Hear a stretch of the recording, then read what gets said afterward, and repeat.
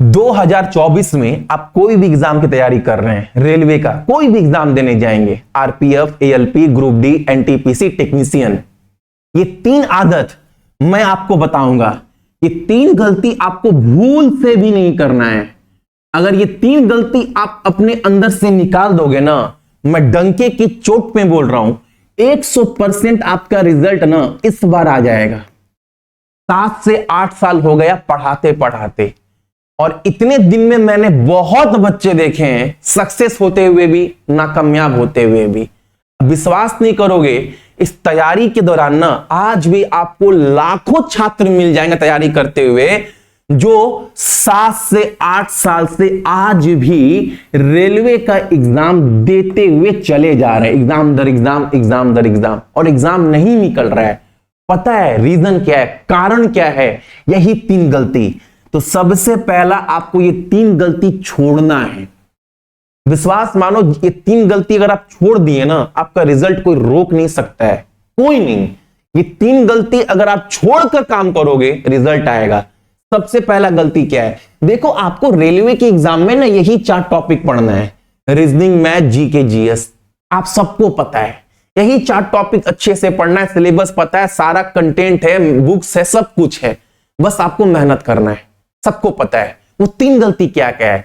आप कोई भी एग्जाम की तैयारी कर रहे हैं, आप जिस दिन फॉर्म डालते हैं ना, फॉर्म डालते ही दिमाग में ना एक गंदा चीज, एक गंदगी बैठ जाता है।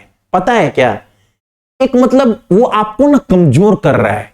जो आपका क्षमता है, जो आपका एबिलिटी है, अगर मान लो 100 में 80 नंबर लाने का आपका क्षमता है, आपका एबिलिटी है ना, लेकिन जब आप फॉर्म डालें तो जो एक चीज है वो आपके दिमाग में बैठ गया, और वो काम पता है क्या कर रहा है? आपको कमजोर करने की काम कर रहा है।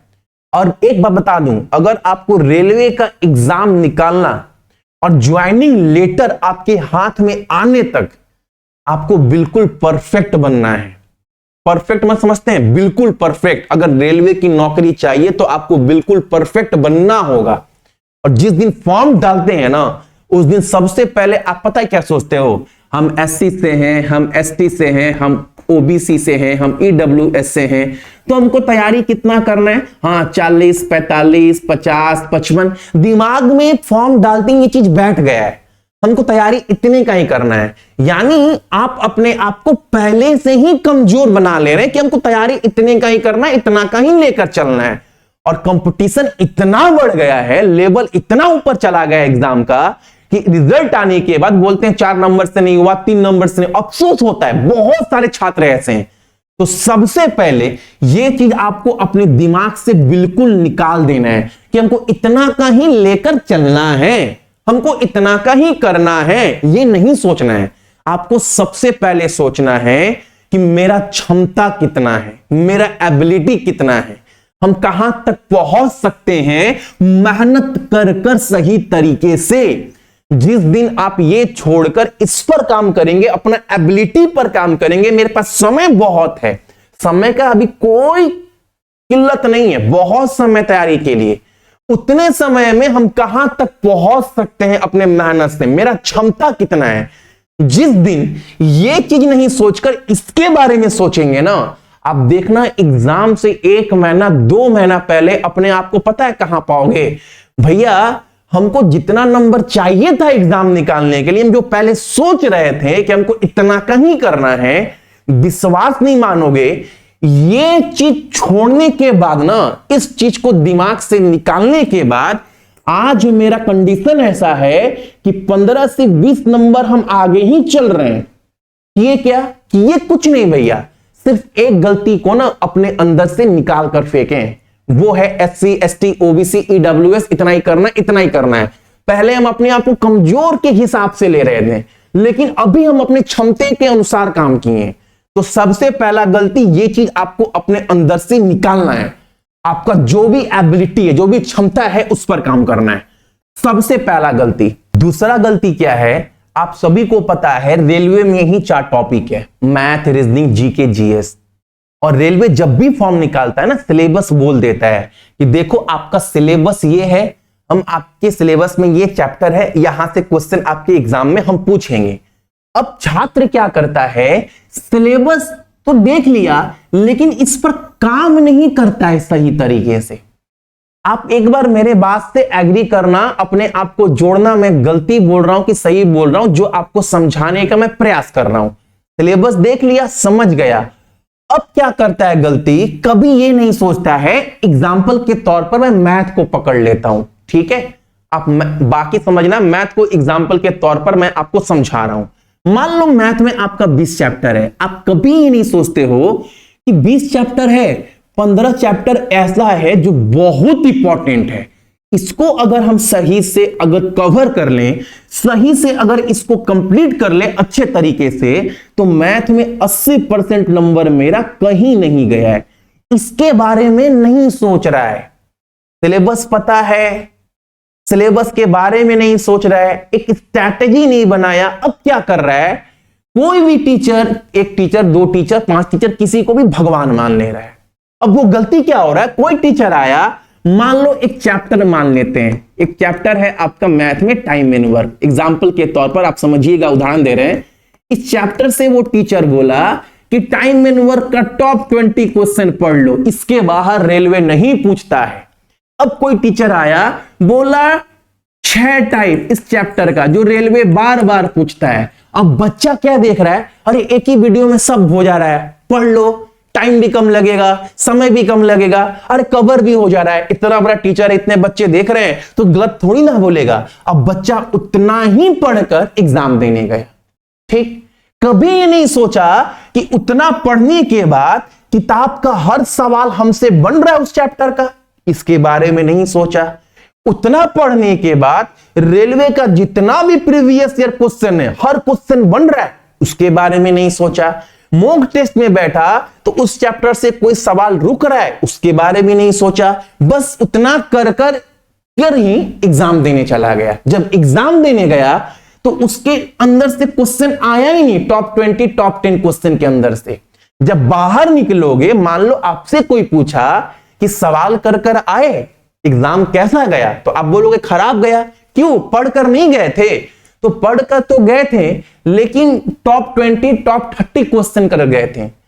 तो वो सामने से बोलेगा अच्छा, मतलब चैप्टर को पूरा अच्छे से आप कंप्लीट नहीं किए थे, आप टॉप 10 टॉप 20 क्वेश्चन के भरोसे गए थे। मतलब एक मौका मिला आपको अपनी जिंदगी बनाने का, लेकिन आप जुआ खेल गए। जुआ मतलब हाँ उतना आया तो उसके अंदर से सही, नहीं आया तो कोई बात नहीं, ये तो जुआ हो गया ना, ये तो जुआ ही हो गया। ऐसे बहुत बच्चा कर रहा है बाबू। तो सबसे पहले ये सोचो, आपको ये नहीं बोल रहे कि पूरा सिलेबस कंप्लीट करना है, सब कुछ पढ़ना है, लेकिन जितना भी पढ़ना है उसको इतने अच्छे से पढ़ना है, इतना ढंग से पढ़ना है, इतना कंसेप्ट क्लियर करते हुए पढ़ना है कि एक भी क्वेश्चन उसके बाहर ना बने। जो पढ़े हैं भैया दमदार पढ़े हैं, जो चैप्टर कंप्लीट किए हैं सॉलिड कंप्लीट किए हैं।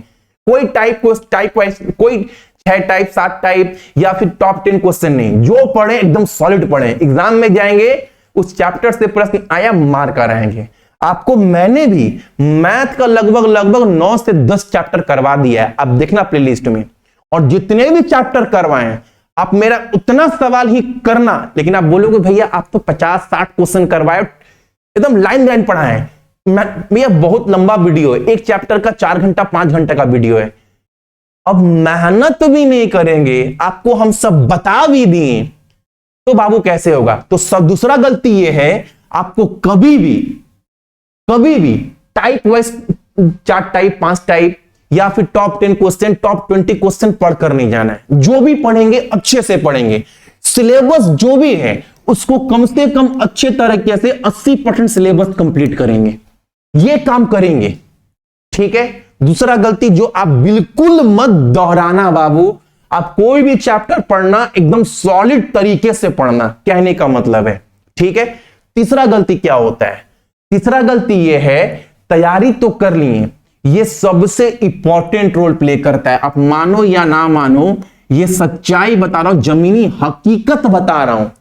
आप जो भी एग्जाम निकाला है ना, आप किसी से पूछना जीतू भैया गलती बोल रहे हैं कि सही बोल रहे हैं। आप एग्जाम से पहले तैयारी कर लिए, आपका मान लो 100 में 60 नंबर आ रहा है, ठीक है, आप ये मानोगे मेरी बात, तैयारी करने के बाद ना 60 नंबर आ रहा है, जब आप मॉक टेस्ट जरूर देना, कम से कम बाबू आपको 25 से 30 मॉक टेस्ट लगाना है, आप ये एकदम पाओगे, किसी से पूछना बताएगा आपको सच्चाई। बाबू अगर 60 की तैयारी किए थे ना, आप जब मॉक टेस्ट में बैठोगे तो पहले मॉक टेस्ट में आपका 40 42 ऐसे आएगा, फिर जब दूसरा दोगे तो 40 42, आप जब 20-25 मॉक टेस्ट दे दोगे और हर मॉक टेस्ट देने के बाद उस मॉक टेस्ट को एनालाइज करना, हम एग्जाम से पहले क्या क्या सोच रहे थे, कितना नंबर का सोच रहे थे, गलती कहां हो गया, कौन कौन सा क्वेश्चन गलती हो गया, क्या क्या गलती हुआ हमसे, हर मॉक टेस्ट देने के बाद एक एनालाइज करना, उसमें 1 घंटा 1.5 घंटा समय खाएगा, लेकिन करना, ठीक है। अब जब 20-25 मॉक टेस्ट दे दोगे ना, मैं डंके की चोट में बोल रहा हूं, जो मॉक टेस्ट देने के बाद, तैयारी के बाद आपका जो 60 नंबर आ रहा था, 25 मॉक टेस्ट देने के बाद ना ये नंबर ना आपका 75 से 80 पहुंचेगा, ये कोई रोक नहीं सकता, विधि का विधान है।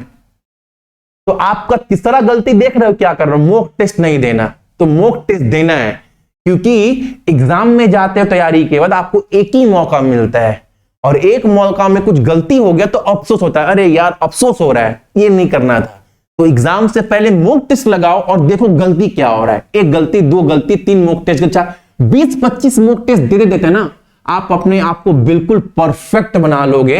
अब भैया मुझे लगता है कि मेरा हर मॉक टेस्ट में 10 मॉक टेस्ट देने के बाद 60 65 70 इसी के बीच में नंबर रह रहा है, तो एक आइडिया हो जाएगा, हाँ इतना तक आ रहा है मतलब एग्जाम हो सकता है, एक आइडिया मिल जाएगा आपका। या ये भी देख सकते हो कि मेरा नंबर इतना आ रहा है, हमको पहुंचना कहां तक था, किसमें और काम करना है, यानी ये चीज तो आपको देना ही देना है मॉक टेस्ट।